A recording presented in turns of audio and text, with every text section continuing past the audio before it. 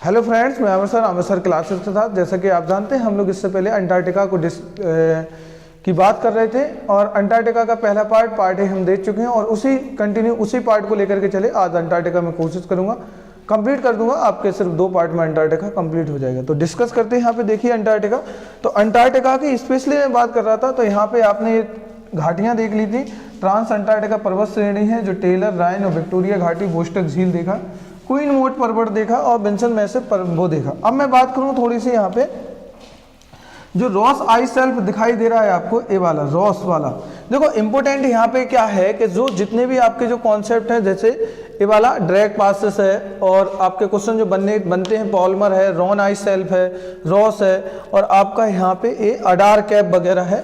जितने भी यहाँ पे कुछ आपको दिख रहे हैं, मैं आपको और वहाँ पे क्या चीज़ें किस प्रकार के यहाँ पे क्वेश्चन बन सकते हैं, तो वो मैं सारी चीज़ें आपके यहाँ पे बता रहा हूँ। तो देखिए यहाँ पे एक चीज़ है यहाँ पे कि आपका जो दिख रहा है ये सागर है, इसी सागर में द्वीप है। क्या है? द्वीप। तो ये क्या है? रॉस द्वीप। रॉस द्वीप। इसी रॉस द्वीप पर क्या है? ज्वालामुखी है। क्या है? यहाँ पे ज्वालामुखी है ऐसा। तो इसको बोलते हैं माउंट इरेबस। तो एक पर्वत है जिसका नाम है माउंट इरेबस। तो माउंट इरेबस है जो, वो कैसा है? सक्रिय ज्वालामुखी है। कैसा है? सक्रिय ज्वालामुखी।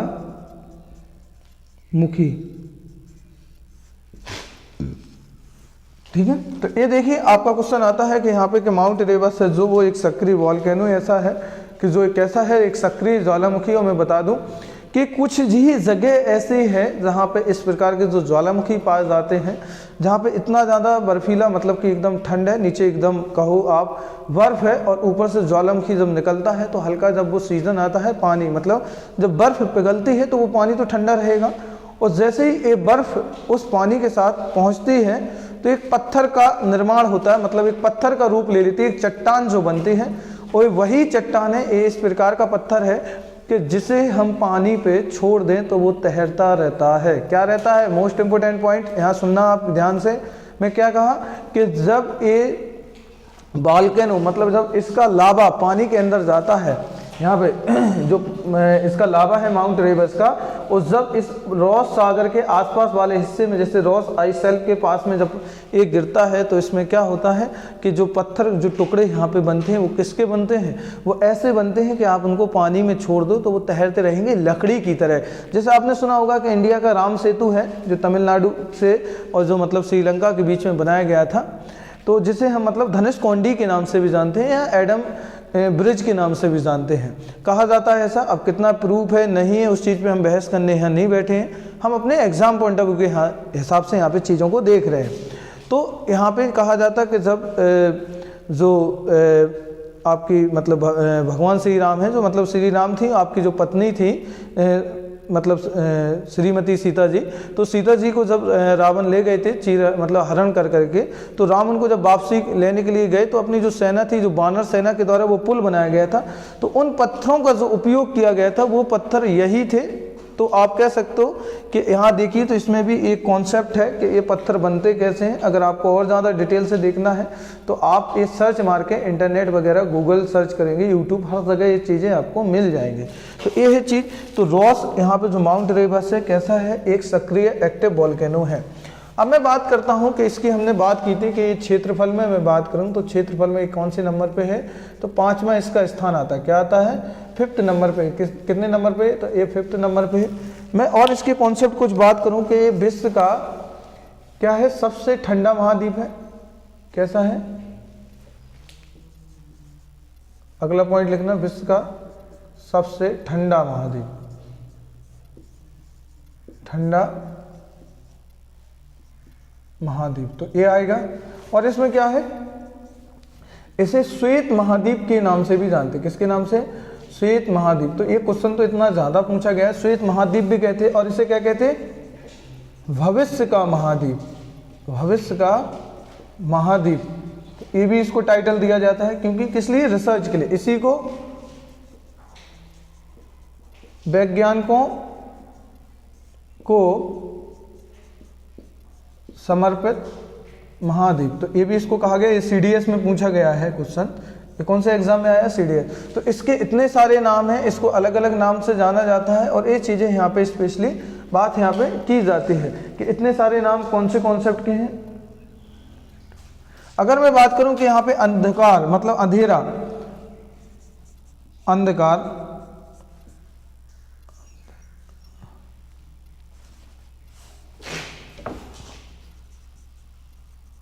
जो अंधकार रहता है वो 22 मार्च से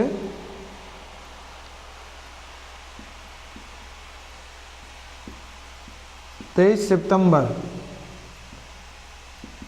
और यहाँ पे मैं बात करूँ कि दिन, जब दिन रहता है यहाँ पे दिन कंडीशन जो रहती है तो आपके आगे ही चलेगी इसी की 23 के बाद, मतलब कि आपका यहाँ पे आ जाएगा 24 सितंबर से कितना होगा 21 मार्च तक। तो इसका मतलब कि आप सीधा कह सकते हो यहाँ पे क्या होता है, तो इस महाद्वीप पे 6 महीने की रातें और 6 महीने का दिन। तो ये कॉन्सेप्ट रहता है क्या, 6 महीने की रातें और क्या रहता है कॉन्सेप्ट यहाँ पे, 6 महीने का यहाँ पे क्या रहता है, दिन रहता है। तो ये चीज़ें हैं बेसिक अभी मैं डिस्कस करता जा रहा हूँ। तो माउंट एवरेस्ट देख लिया। अब मैं यहाँ पे और जो इम्पोर्टेंट हैं जो चीज़ें मुझे यहाँ आपके साथ अभी और डिस्कस करनी है, तो ये सब पॉइंट आप लिख लेना, क्योंकि आपके प्री जैसे जो एग्जाम्स हैं जितने भी, जैसे स्टेट सिविल सर्विस के जो प्री होते हैं, या रेलवे वगैरह है, या आपका मतलब SSC है, या आपका जो PSI के एग्ज़ाम्स होते हैं, उनमें ये कुछ ज़्यादा ये पूछ लिए जाते हैं कि कॉन्सेप्ट किसको कहा गया है, एक किन के साथ है स्पेशली बोला गया है। अगर मैं बात करूं कि विश्व का सबसे बड़ा ग्लेशियर, अगर मैं बात करूं तो विश्व का सबसे बड़ा ग्लेशियर लैम्बर्ट यहीं पर है। तो अगला पॉइंट लिखना, विश्व का सबसे बड़ा ग्लेशियर। तो विश्व का सबसे बड़ा ग्लेशियर क्या नाम है उसका, लैम्बर्ट। तो लैम्बर्ट है जो वो आपका यहीं पे है, तो विश्व का सबसे बड़ा ग्लेशियर है। तो ये चीज़ भी याद रखना। और बाकी मैं 180 डिग्री वगैरह ये लाइन आपको बता चुका। हाँ, अब इसमें और देखते हैं कि हमें यहाँ पे इंपॉर्टेंट क्या क्या चीज़ें देखनी है। हाँ, अब मैं थोड़ी सी यहाँ बात कर लूँ यहाँ पे आपके यहाँ पे वनस्पति की। तो देखिए यहाँ पे वनस्पति कैसी पाई जाती है। अब क्वेश्चन वही आता है कि सर यहाँ पे वनस्पति है कि नहीं है, क्योंकि इतना अभी यहाँ पे सूर्य की किरणें मिलनी नहीं, इतना ठंडा रहता है मौसम कि वनस्पति मतलब कि यहाँ पे जो चीज़ें मिलेंगी तो इनके मिलने के तो चांस पैदा ऐसे होते नहीं है, बहुत ही कम चांस है कि यहाँ पे इस सब चीज़ें मिलने के बहुत कम चांस है। अब कॉन्सेप्ट वही आता है। अगर मैं बात करूँ, क्योंकि जो 6 महीने में जो यहाँ पे जो सूर्य की किरणें तिरछी पड़ती हैं उसमें जो भी प्रकाश इनको मिलता है, तो यहाँ पे कुछ मात्रा में यहाँ पे कुछ वनस्पति यहाँ पे मतलब कि निकल आती हैं, जिसे हम कह सकते हैं यहाँ पे जो ज़्यादातर निकलती है, जैसे कि मांस है, लाइकेन है, तो ये वगैरह ज़्यादा निकलती है। जैसे क्या क्या, मांस, लाइकेन और आपका कवक, यही मिल सकते फिलहाल तो अभी। तो ये यहाँ पे निकल आते हैं, मतलब कि ये वनस्पति के रूप में यहाँ आपको मिल जाएंगे।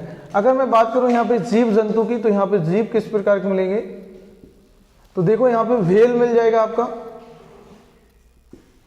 व्हेल जो मछली है, क्रिल भी एक मछली है, ये मिल जाएंगे यहाँ पे। पोलर बियर मिल जाएंगे, मतलब क्या क्या मिलेंगे, सफ़ेद भालू, जो पोलर बियर बोलते हैं जिनको, सफ़ेद भालू यहाँ पे मिल जाएंगे। और क्या मिल जाएगा यहाँ पे, हाँ, और यहाँ पे आपको सील मिल जाएगी। और क्या, पेंगुइन, पेंगुइन ये मिल जाते हैं। ये आप सब नाम देख सकते हो, सील है, पेंगुइन। डिस्कवरी वगैरह पे नेशनल प्लैनेट करके जो चैनल है नेशनल ज्योग्राफी की, उस पर इन सब चीज़ों को दिखाया भी जाता है जब अंटार्कटिका के बारे में बातें की जाती हैं। तो ये करके ये चीज़ें यहाँ पे बहुत सारी चीज़ें यहाँ पे ये मिल जाती हैं। और क्रिल मछली में बात करूँ, क्रिल एक ऐसी मछली है जो रहती है झुंडों में पाई जाती है, जिसमें इसको ज़्यादातर जो सफ़ेद भालू है या सील वगैरह है, इसका जो यूज़ करते हैं वो खाने के लिए, मतलब कि अपना मतलब आहार के रूप में इनका यूज़ किया जाता है। और ज़्यादातर यहाँ पे ये मछलियाँ जो मिलती हैं, तो वो मिलती हैं किसके रूप में, और वो मिलती हैं ज़्यादातर यहाँ पे कैसी, झुंड में के रूप में यहाँ पे मिलती हैं। यहाँ पे अगर मैं पक्षी की बात करूँ तो यहाँ पे पक्षी हैं अल्बाट्रोस और पेट्रल, ये 2 पक्षी यहाँ पे पाए जाते हैं। अल्बाट्रोस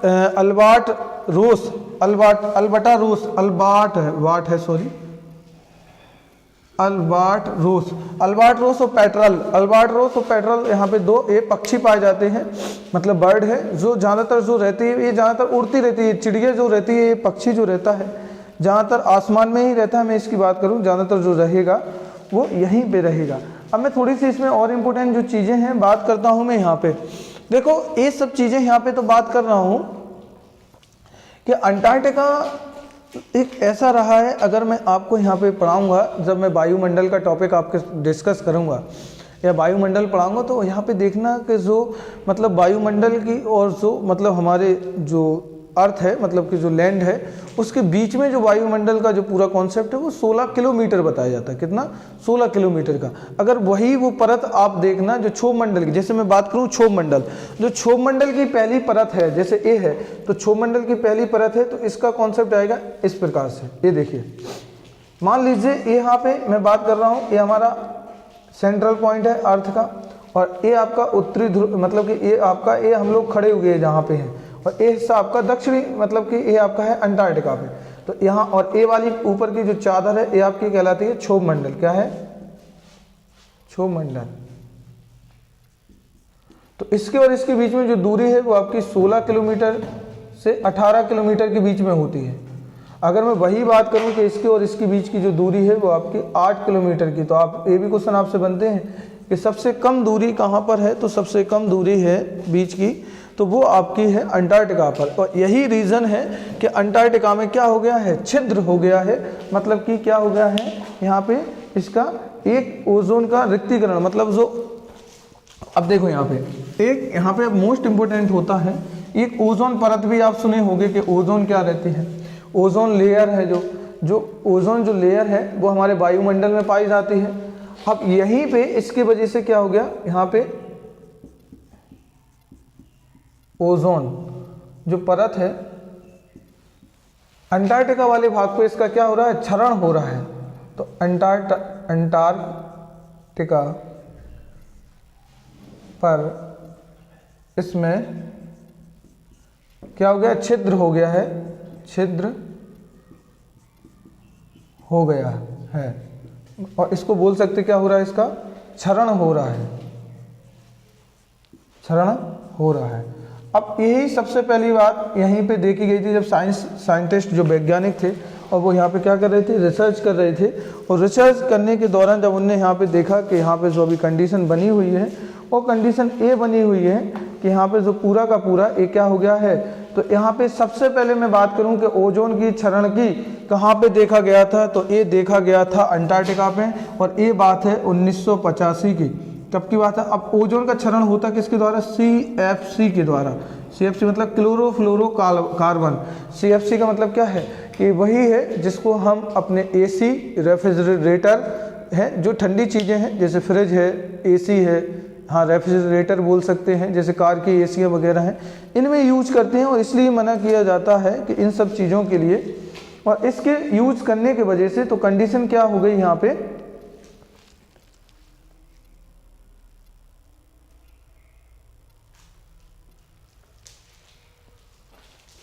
देखो यहाँ पे एक कॉन्सेप्ट आपको थोड़ा सा समझा दूँ मैं, कि अब आप कहोगे सर कि अगर क्षरण हो रहा तो फिर उसका ओजोन लेयर से क्या लेना देना, कि ठीक है कि अभी मतलब हम ठीक है एक कॉन्सेप्ट बोल सकते कि ऐसा चल रहा, लेकिन उसका ओजोन से क्या लेना। देखो मैं यहाँ एक कॉन्सेप्ट बता दूँ कि जब सर्दी का मौसम आता है तो यहाँ पे जितने भी लेयर होते हैं, जैसे फॉर एग्जांपल जो भी गैसें यहाँ जाती हैं वायुमंडल के द्वारा, वो सब मतलब सर्दी के मौसम में क्या जम जाती हैं क्रिस्टल के रूप में। किसके रूप में? क्रिस्टल के रूप में। और जब वही मौसम गर्मियों का आता है तो वो क्रिस्टल के रूप में टूट जाती हैं, और जब टूट करके वो बिखरती हैं तो वो हमारी ओजोन परत से जाके टकराती हैं हमारे वायुमंडल में, और टकराने के वजह से वो क्या किया है, इसने छिद्र कर दिया है, और वो छिद्र क्या होता जा रहा है? बड़ा होता जा रहा है। अब बात आप मुझे बताना कि ओजोन परत इंपॉर्टेंट क्यों है, जो ओजोन लेयर है हम उस पर इतना ज़्यादा फोकस क्यों कर रहे हैं। तो कॉन्सेप्ट यही है कि ओजोन लेयर का हम इतना ज़्यादा ध्यान क्यों दे रहे हैं। उसका रीज़न है कि जो ओजोन का मतलब यहाँ पे कॉन्सेप्ट जो काम कर रहा है वो आपका यहाँ पे सीधा है कि जो पराबैंगनी किरणें हैं, अल्ट्रावायलेट रेज, जो सूर्य से प्राप्त होती हैं उनको पृथ्वी पर आने से क्या करता है, रोकती है। तो ये जो परत है, ये परत, एक क्वेश्चन आया भी है कि पराबैंगनी किरणों को कौन रोकता है, तो पराबैंगनी किरणों को जो रोकती है वो कौन रोकती है, ओजोन परत। तो ये क्या करती है, पराबैंगनी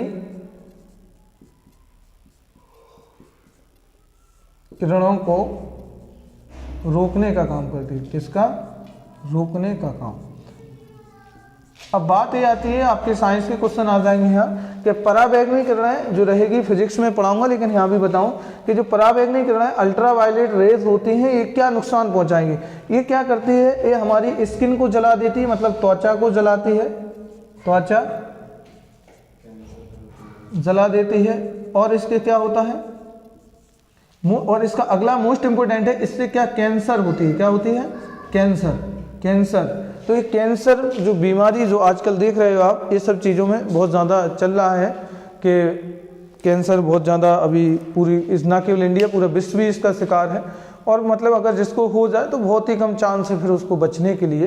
मैं मतलब ऐसी ईश्वर से प्रार्थना है कि किसी को ना हो, वो मैटर अलग है, ठीक है। तो यहाँ पे ये देखिए, तो यहाँ पे तो है, तो पराबैंगनी किरणें जो ओजोन परत से रोकने का काम करती है, उससे क्या होता है, त्वचा जला देती है। त्वचा जो हमारी स्किन होती है तो उसमें झुर्रियाँ टाइप की जल्दी पड़ जाती हैं, और क्या करती है, इससे कैंसर उत्पन्न होती है। क्या होती है उत्पन्न, यहाँ पे कैंसर उत्पन्न होती है, ठीक है। तो ये चीज़ें देखी हमने यहाँ पे। अब मैं थोड़ा सा यहाँ पे बात कर लूँ।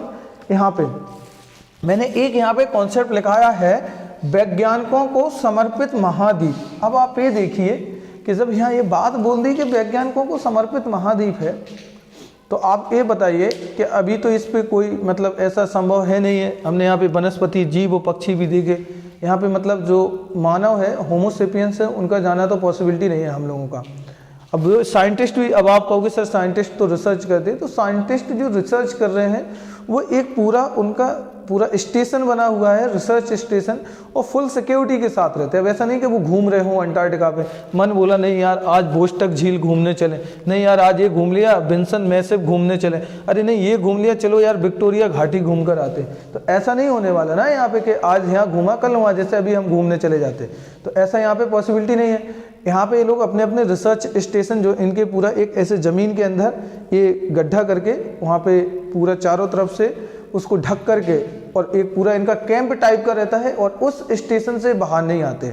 और वो भी इस स्टेशन पे कब तक रहेंगे, जब तक यहाँ पे दिन रहेगा। मतलब हम कह सकते हैं ज़्यादातर 4 महीने तक ही रिसर्च करते हैं, बाकी 6 महीने रात रहती है, 2 महीने मौसम है जो बहुत ज़्यादा मतलब क्रिटिकल रहता है ये कंडीशन, तो वहाँ पे नहीं। तो ज़्यादातर ये 4 से 5 महीने ही यहाँ पे अपनी रिसर्च करते हैं, और पॉसिबिलिटी नहीं है फिर तो 6-7 महीने इनको बाहर आना ही पड़ेगा, जो यहाँ पे मतलब क्या हो जाती, रातें हो जाती हैं। हाँ, अब मैं आपके साथ यहाँ पे जो बात कर रहा था, हाँ, कि बात आती है अब यहाँ रिसर्च, जब वैज्ञानिकों को कह दिया कि वैज्ञानिकों को समर्पित महाद्वीप पे, तो सभी लोगों ने इंटरेस्ट लिया कि रियल बात है कि अभी यहाँ पे है क्या। तो जब लोग गए तो इन्होंने देखा यहाँ पे सबसे ज़्यादा, आप ये बात जानते हो कि अगर मैं सबसे शुद्ध पानी की बात करूं तो सबसे ज़्यादा जो शुद्ध पानी है वो कहाँ पे मिलेगा, बर्फ़ों से प्राप्त होता है। या जैसे वर्षा का अगर सबसे शुद्ध पानी तो वर्षा का जल होता है, और उसके बाद बर्फ़, जो बर्फ़ जम जाती है उसका शुद्ध पानी माना जाता है। अब सभी लोगों में एक होड़ मच गई, होड़ मतलब कंपटीशन हो गया कि हम सबसे पहले पहुंच के रिसर्च करेंगे, हम सबसे पहले पहुंच के रिसर्च करेंगे। इस प्रकार से लेके आज आप देखोगे जो ये हिस्सा पूरा दिख रहा है, मैं बता दूं, इन हिस्सों पे पूरे किनारे किनारे यहाँ पे सब रिसर्च स्टेशन लग चुके हैं। क्या लग चुके हैं, रिसर्च स्टेशन लगा लिए हैं। किसने लगा लिए हैं, इस सारे कंट्रियों ने। और ऐसे करके इंडिया के भी यहाँ पे रिसर्च स्टेशन लग गए हैं, और उन्हीं हम रिसर्च स्टेशन की यहाँ पे बात करेंगे। तो यहाँ देखिए, यहाँ पे मैं बात करूँ तो सबसे पहले यहाँ पे 3 रिसर्च स्टेशन है, एक यहाँ पे 2 और 3, तो उन्हीं की हमें बात करना है। ये है आपका दक्षिणी गंगोत्री,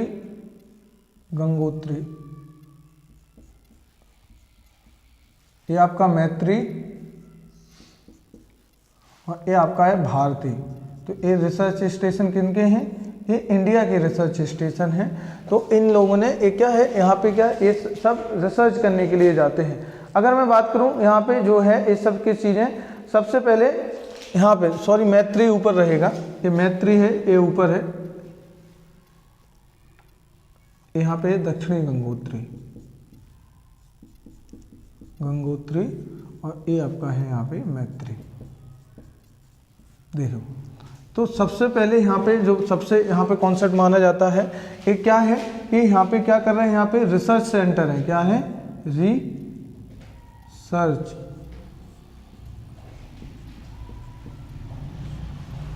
सेंटर है और भारतीय रिसर्च सेंटर है और भारतीय भी एक रिसर्च सेंटर है। अब मैं बात करूँ यहाँ पे सबसे पहला जो लगा था दक्षिणी गंगोत्री लगा था 1983 में और फिर 99 में लगा था मैत्री। तो सबसे पुराने की बात करूँ कि सबसे पुराना कौन सा है तो दक्षिणी गंगोत्री है जो 1983 में काम किया था और इसने 1990 में, और इसका जो अभी भारतीय है ये अभी नया है और ये अभी जस्ट 2012 में लगाया गया था। ये 2012 2003 ऐसे करके कुछ डेट है इसकी, मैं देख लूँगा इसका। बाकी मैत्री का आपका इसका हाँ 2012 में इसको लगाया गया था। ठीक है, एक चीज़ यहाँ पे देखिए। अब मैं आगे बात करता हूँ यहाँ पे रिसर्च स्टेशन की तो बात हो गई। एक यहाँ पे जो इम्पोर्टेंट है जो हमें बात करनी है जिसकी, वो है आपका national centre for Antarctica and ocean research. National centre for Antarctica यहीं पे लिखा देता national centre Antarctica for research. National centre Antarctica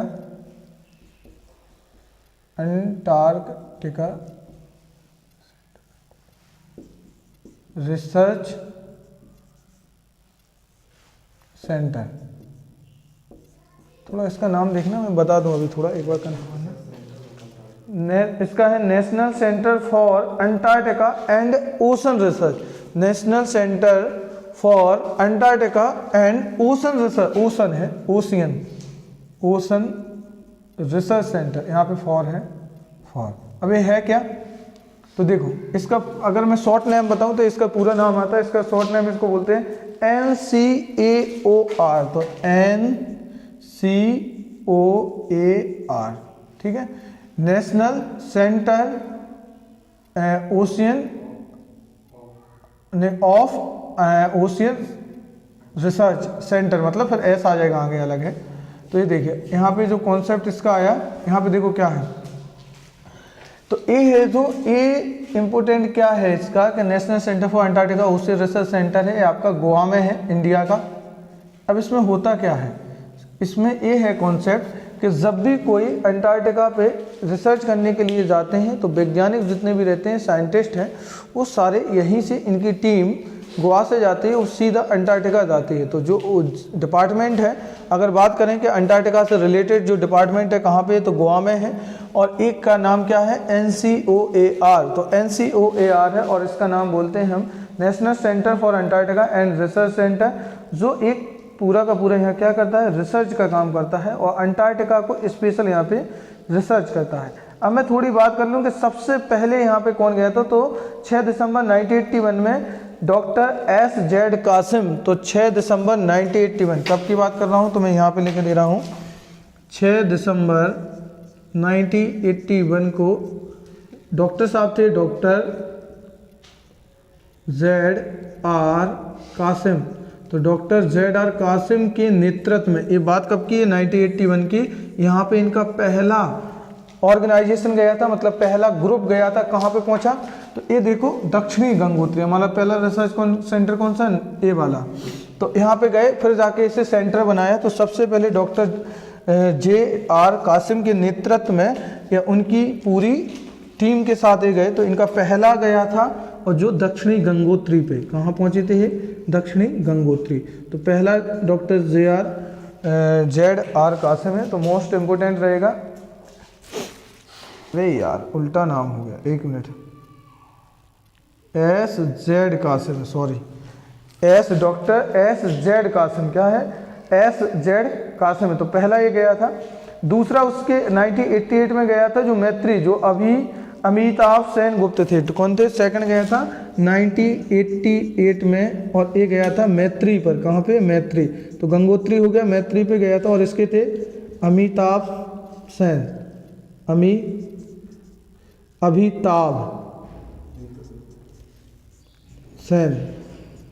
तो अमिताभ सेन गुप्त थे, तो ये गए थे और इनके, तो ये गया था पहला, ये फर्स्ट है और ये वाला आपका सेकंड है। ठीक है, तो ऐसे करके यहाँ पे इनके ये यहाँ पे उनके ऑर्गेनाइजेशन चलते रहते हैं। मैं बात करूँ ये कंटिन्यू यहाँ पे क्या करते हैं, जाते रहते हैं किसके लिए, रिसर्च के लिए। ठीक है, तो ये आपका यहाँ पे और अभी कुछ मैं बता दूं, अभी मुझे करंट में था 40 या 41 में गया है, अभी टोटल 40 जा चुके हैं। ऐसे आप काउंट करोगे 1 2 3 4 करके, अभी जस्ट 20 में गया था। और मैंने करंट अफेयर की सीरीज़ में जो मेरी मतलब चल रही थी उसमें मैंने पढ़ाया भी था, मुझे नाम नहीं आ रहा याद अभी, और वो 40 या 41 में करके पहुंचा है। तो इस पर रिसर्च करने के लिए इस आगे इन्हीं सेंटर पे तो यहाँ पे पहुंचे। तो ये चीज़ आप देख लेना करंट में कौन सा था एक बार, और उसको यहाँ पे नोट डाउन भी कर लेना, क्योंकि करंट में है तो क्वेश्चन यहाँ से पुटअप हो गए। तो ये देखा हमने आज पूरा अंटार्कटिका को, इसकी यहाँ की जलवायु, यहाँ की हर एक चीज़ को। ज्वालामुखी देखिए, पर्वत कौन सा इंपॉर्टेंट है, बिन्सन मैसिव है, एक ही झील है, बोस्टक झील है। ठीक है, और रॉस सागर, ये सब चीज़ें देखी। यहाँ पे वनस्पतियाँ, जीव, पक्षी, ये सब चीज़ें देखी। और भी चीज़ें इसमें अगर कुछ लगती है मुझे, या करंट में जो इशू रहते हैं तो उनको मैं करंट में कवर कराता जाऊंगा। बाकी ये 2 पार्ट आपके पार्ट ए में पढ़ा चुका था, और ये आपका क्या है, पार्ट बी है। ये आपका क्या है, पार्ट बी। तो ये आपका पार्ट बी रहेगा, और ऐसे करके अंटार्कटिका आपका कंप्लीट हो जाता है। इसके बारे में बता भी दिया, ओजोन परत के बारे में, ये सारे कॉन्सेप्ट आप लिख भी लेना, और एक बार थोड़ी इनको रिसर्च भी कर लेना, मतलब कि गूगल से सर्च करके और भी चीज़ें एक्स्ट्रा मिलती हैं जो एग्ज़ाम के हिसाब से इम्पोर्टेंट लगती हैं, तो आप उनको नोट डाउन जरूर करना और ये नोट्स ज़रूर बनाते जाइएगा।